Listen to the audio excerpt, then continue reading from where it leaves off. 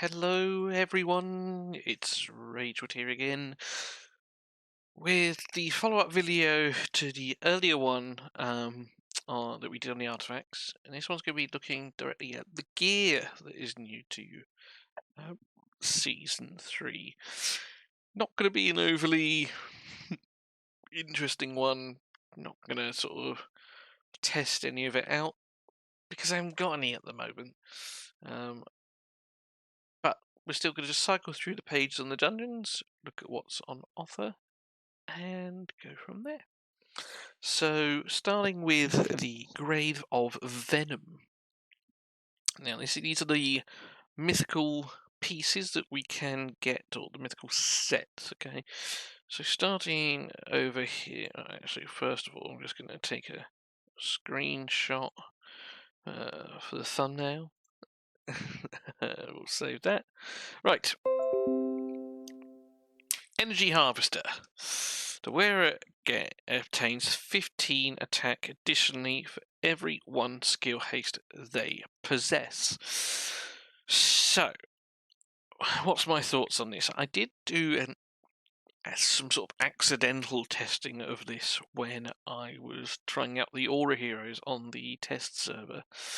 I put this on Linkos, and I also gave him the two lots of 2 skill haste gear sets and the hourglass. So he had sort of 140 minimum. Let's say there was another 10-15 on the gear. So he had something like 150 skill haste. He hit hard. He hit very hard. This, piece of gear could be useful on someone, perhaps maybe like a Rose, for example, where you want her to be doing her ultimate as often as she can, hence the skill haste. The hourglass gives her the accuracy that she needs. And then this is just gravy on top of that. It's going to increase her attack, so she's doing a little bit more. I know she scales off enlightenment mostly.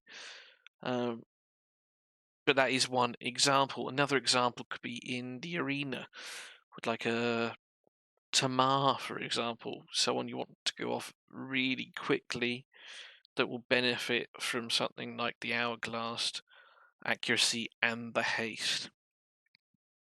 Now, this arguably is not the best one out of the 4 that we're going to look at here. And sorry if I'm looking at a slight angle, I've got 2 screens and it's on that one. But I still think it's all right. It's certainly far from the worst. And then I had a brainwave that I could move my webcam over from this one to this screen here. The only downside is you're seeing my washing. Well, that's what happens when you live in a little one-bed place by yourself. Everything is in the same room. YouTube office and dryer. Just double check there's nothing offensive back there. Moving on. Enwinding Flesh. This is the PvP gear. Alright. When any hero dies in the Grand Gladiator Arena, the wearer can obtain 15% of their attack. The upper limit of the additional attack obtained is 300% of the wearer's attack. So, what? It says when any hero, okay, so this is both yours and the opponent's, is what I gather from here. Again, I've not tested. Say PvP set, amazing, and it's going to be especially good against teams that have like Mithrasia or Sifris, those reviving teams. If you can survive the revive, that rhymes, you're going to get stacks of this multiple times. And I think that's good. Again, not tested it, but on paper at least, I think this could be a good piece of gear. And I think this is going to be the best PvP piece. Not necessarily PvE, although there is one that could rival it, which is the last one we're going to look at out of these four. And I mean, we'll talk about the next one now, actually. We'll skip this middle one and we'll look at the Precise Carnage. The wearer deals 35% increased damage to enemies with defense penalty. This is huge, okay? We all know how important, having defense down is, be it the crown of the unclean or witches remains. So not only are you going to do more damage from that, you're then just going to do even more damage from this. Like, it's almost a no-brainer in 95% of the sort of situations you're going to be in, whether it's gear raid dungeons, whether it's the crystal dungeons, vortex. This piece is going to be king on all of your damage dealers. However, the reason why I think maybe this one is better for PvP is how often do we get multiple defense downs off in the arena? I mean, I'm not a top PvP player. I do enjoy it. I get frustrated because I'm bad, but I don't generally run witches or crown of the unclean. Like, the fight is almost over before it starts in a lot of my cases. Either just because I've outdamaged them or they've outdamaged me, or that we live in this stalled shield meta where it doesn't even matter that the defense down is there. It's getting cleaned off, or you're just not going anywhere. Which is why I kind of also like the Unwinding Flesh glove here. I think between the two of these, so these are definitely the best two gloves this season. The other one that you have sort of sat in between here, the wearer receives 35% bonus effects on upcoming Ultimate Up and deals 35% more damage at the cost of recharge speed being decreased by 50%. Now, to clarify here, because it's something that confused me, 35% bonus on Ultimate Up is things like Adolphus gives you on his battle skill. And I think, is it Megan as well? I think Megan does it too. So where a hero is physically giving you that. Now, those are the only two heroes I can think of off the top of my head. But is having that worth it for the recharge speed penalty you get? My honest answer, I think, is no.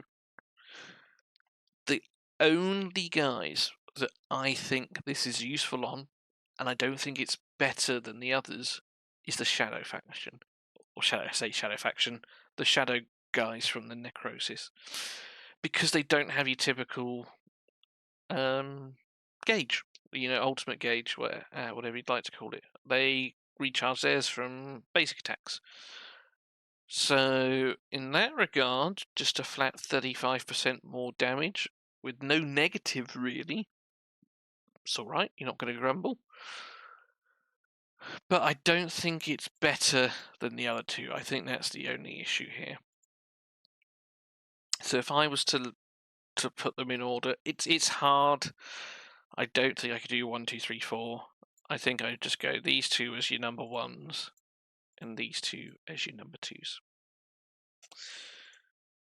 Now, going to the legendary gear then that's available. Christ, it's going to be a long one. I do apologise, guys. Aerial Battle Roar. I think this is going to be the top legendary piece here. 15% attack and crit rate. Thumbs up, solid. And then wearer gains additional 4 attack for every 1 crit damage you have. You're going to be building your damage dealers with crit damage, and you want them with crit rate, okay? So just getting additional attack is just gravy. If you have 200% crit damage, happy days, you've just got yourself an additional 800 attack. And I think this piece is great on most of your heroes. For example, like Ice Blast, Wild, most damage dealers. Unclean Bloodline. This is our Enlightenment set this season, okay? 15% attack, 30 Enlightenment. But it's better than Season 2 because of the 3-piece effect. It increases the derivative damage dealt by the wearer by 20%. In Season 2, it was, I believe, derivative damage ignored a portion of defense, which sounds great until you realize that, Vortex doesn't really have a huge amount of defense. We don't know what that number is, but we know that it's probably not huge, and so you weren't really getting the benefit. Same with sort of like your other world bosses and things like that. So this one is much better this season. I do like this one. Rhapsodist's Schooling, 15% attack and attack speed. And then the 3-piece is the wearer's basic attack ignores 20% of the target's defense. So this is going to be for perhaps your Dauntless heroes and your Shadow heroes as well, so they can, get back into their ultimates quicker. Again, is it better than the one that gives you increased attack rate? Sorry, not increase attack for the crit damage. I don't know. But I like this piece on the others, I say, especially Shadow. But again, is it better? I don't know, but still a good set. And lastly, we've got Emperor's Might. Now, this hasn't changed from Season 2. You get your skill haste, and then you deal more damage if your attack is higher than whomever you're fighting. The problem is in PvE, we don't know what those stats are, and you've got no idea what it's going to be in PvP either. So, jury's still out on this one. However, if we get something like the Mechatalk boss where you have those little orbs, this is actually a really good set for that. So, fingers crossed we get a niche use this season for there. Moving on to the Cursed Prince, or the Blood Prince. Now, only 2 pieces of epic gear, not epic, mythic gear that you get from this dungeon, okay? I do think this dungeon has taken a step down this season with changes to the Cyril set, or Cyril set, it's now called something else. But I think it's less important, but you will still want to run it for this one here. But we'll start with the Supreme Blessing Armor, Impregnable. When the wearer gains a buff, there's a 50% chance of that buff being undispellable. That's nice. A nice thing to have. Are you going to put this on all of your heroes in Arena? Probably not. With your Faces and your Felosias giving you buffs. Sure, chance they become undispellable, but I don't think you're going to put this on them over everything else that is out there. Okay piece, not massive in my opinion.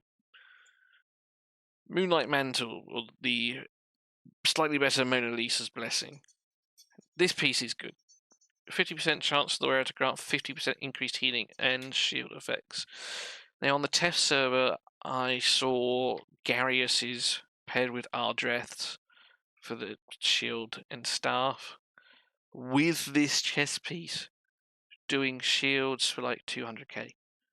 It was absolutely ridiculous. Now I know obviously you've got RNG on whether it procs, but I do like this chest piece for a lot of our support heroes this season, whether it is Elminster with the shield on his battle skill, Adolphus, or even someone like your Garius, your Cinerels, who we all love right now. I think this is a good chess piece and something again to certainly go after. Nicely set your 3-piece for your supports. And then looking at the standard legendary sets now, it's not that one. Your Ancestral Protection, now that hasn't changed from Season 2. You still get your resistance and your HP. And the wearer takes 15% of the damage that otherwise would be taken by allies, whilst gaining damage reduction himself. Solid piece for your tanks, helping keeping your squishies alive at the back. I am a big fan of this one. Again, I've not farmed too much. In fact, I've not done really any dungeon farming. I've just been working on my goblins and my domains, getting ready for the 5 stars soon. Then we have Tundra Tenacity sets. This is what has replaced Cyril. So you still get your skill haste and your HP, but it reduces the damage taken by the wearer by 25% when that damage does not crit. So this is going to be great for PvE content because our bosses, they don't crit. So if you're struggling to clear Venom 9, maybe it's worth coming in here, getting those few pieces of ore to put on your squishy heroes to keep them alive. Now, I'm not saying that I hate this set, but I preferred Cyril from Season 2. But this could still be nice. I say it could still be okay, not necessarily PvP, where everyone's just going to be blowing up everything left, right, and centre. But I do think it is still a nice piece. But I think, let's say, Curse is going to be the dungeon you farm perhaps the least this season. I could be wrong, because this piece is great, and the ones you get from Rot are okay as well. But say, I think this will be the one we farm the least. And then moving on, then finally to Grave of Rot. Checking out the mythical pieces.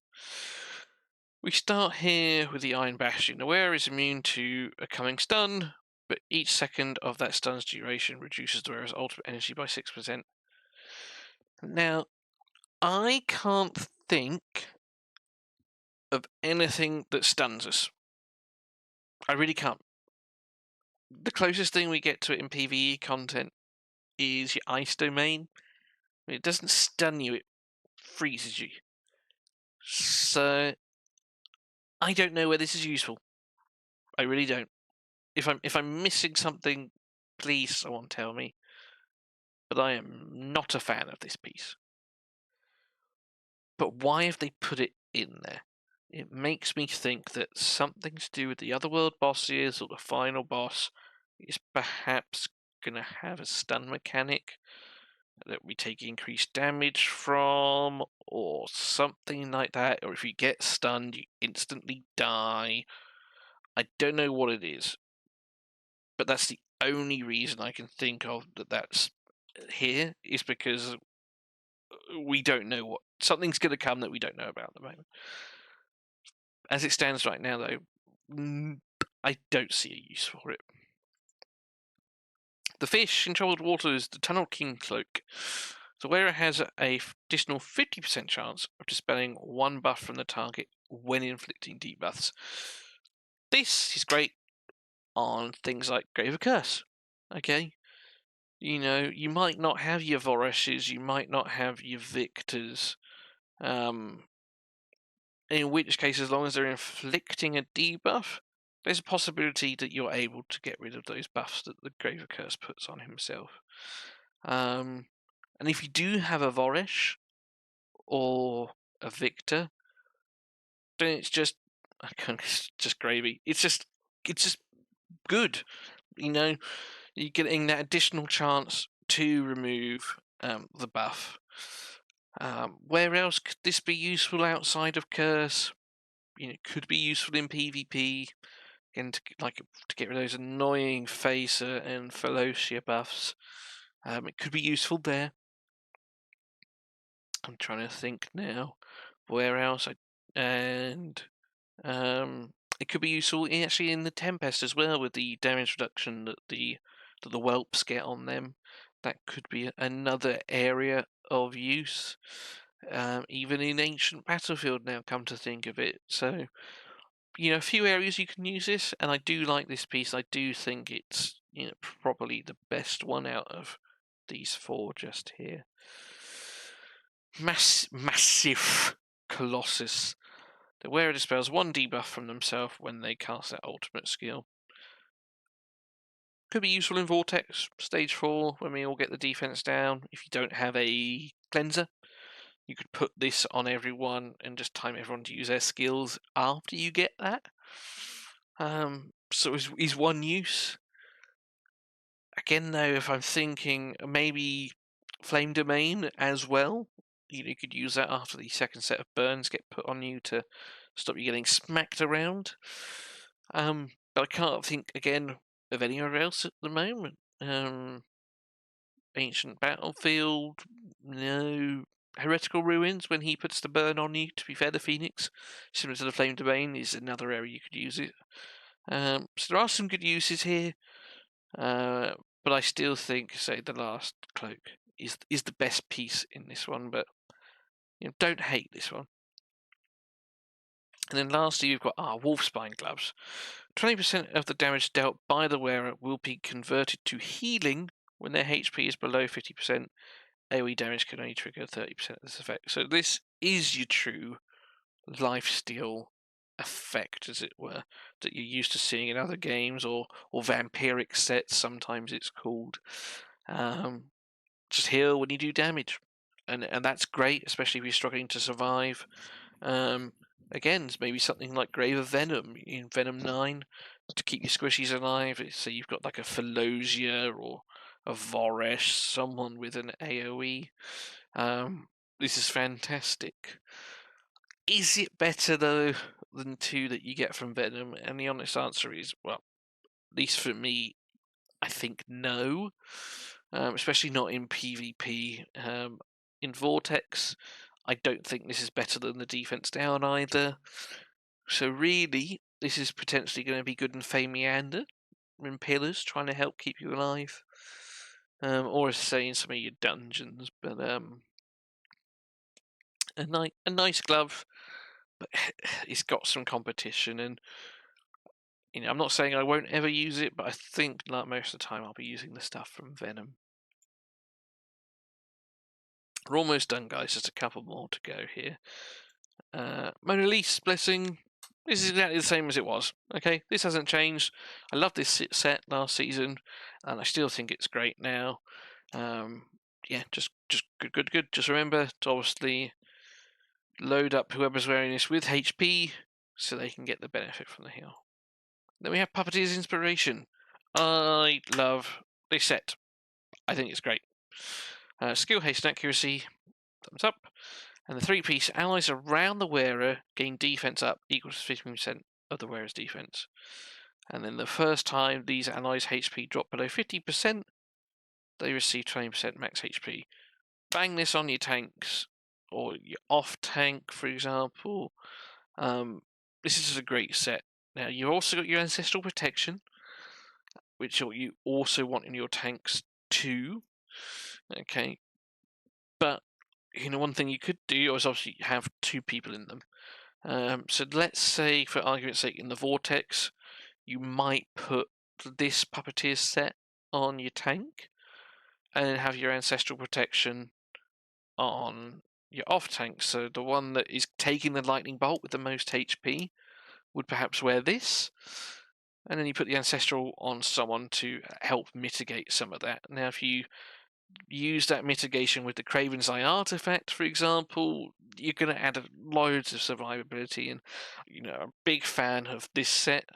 Don't get me wrong, the stun set we will miss for Fey Meander and Pillars and some of those harder content areas where the stun gave us a bit of help.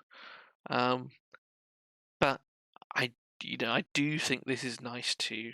I really do. And now we don't have Cyril, I think I am going to be probably farm rot maybe a little bit more than Curse this season. Even though I want this, this is nice, especially early on. And as you can see, I'm only on level 6, and I'm not farming mythical gear from Curse either at the moment. So, yeah, big fan. I like this fish set. You've got your Lifesteal Glove, which is nice. And obviously these 2 sets are just great in their own right. So, there you go. That's it. Some good gear sets that have come this season. Okay, some really nice ones, especially those defense gloves. Just fantastic. So I wish you all the best with your farming, guys. I hope you have better luck than I've had so far. And as always, take it easy, work hard, but remember to play harder. Take care now.